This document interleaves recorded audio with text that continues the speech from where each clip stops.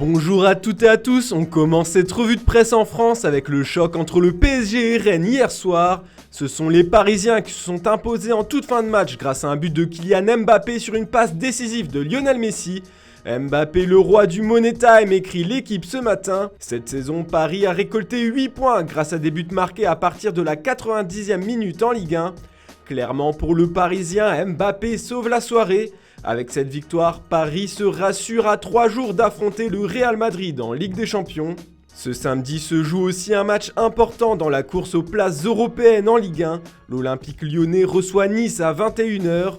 L'OL doit impérativement remporter ce match car comme l'explique Le Progrès sur sa une, Peter Bosz et les Lyonnais sont au pied du mur. Ils ne sont que 8e au classement. Les Niçois, eux, réalisent une saison parfaite. Une victoire leur permettrait de consolider leur 3e place. Ces succès, les Aiglons les doivent en partie à Amine Gouiri, mis en lumière dans l'équipe. Si tu penses qu'Amine Gouiri sera décisif ce soir contre son ancien club, la cote de Gouiri, buteur et Nice gagne est de 7 sur The Bet. Mais si tu penses que c'est Lyon qui va remporter le match, la cote est de 1,90. Et si les deux équipes marquent dans ce match, la cote est de 1,48. Et ça tombe bien car notre partenaire TheBet vous offre 10€ de free bet avec le code promo FM10 et 150€ de paris offerts sur ton premier dépôt.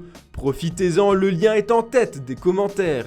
En Espagne aussi, on se prépare pour le grand match PSG-Real Madrid. La Casablanca affronte Villarreal ce samedi en Liga. Une répétition de la Ligue des Champions pour Marca. Ce sera le 150e match de Vinicius Junior avec la tunique blanche. Les journaux espagnols portent beaucoup d'espoir dans le talent du Brésilien de 21 ans, en forme depuis ce début de saison pour battre le club parisien.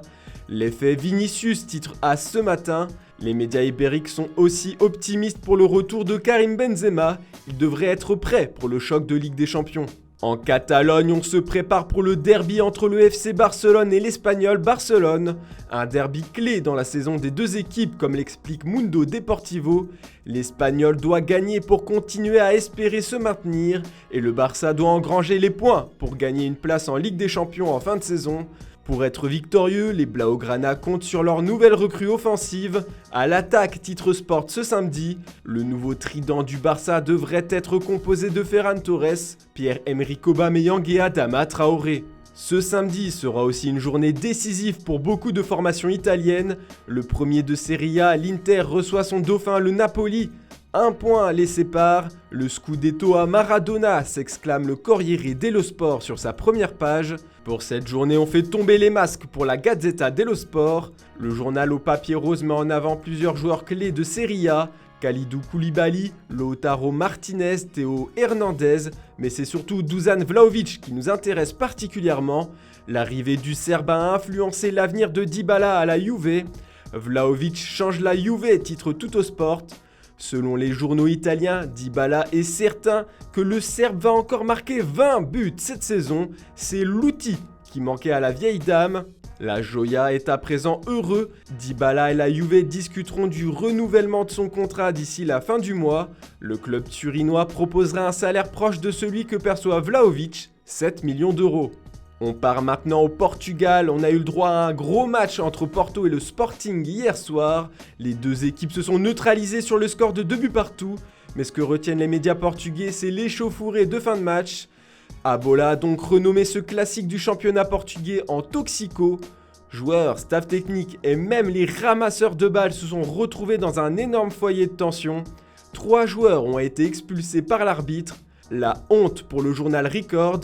Heureusement, après de longues minutes, Sergio Conceição et Ruben Amorim, les deux coachs, ont donné l'exemple avec une chaleureuse accolade. En Angleterre, c'est toujours la confusion dans le vestiaire de Manchester United.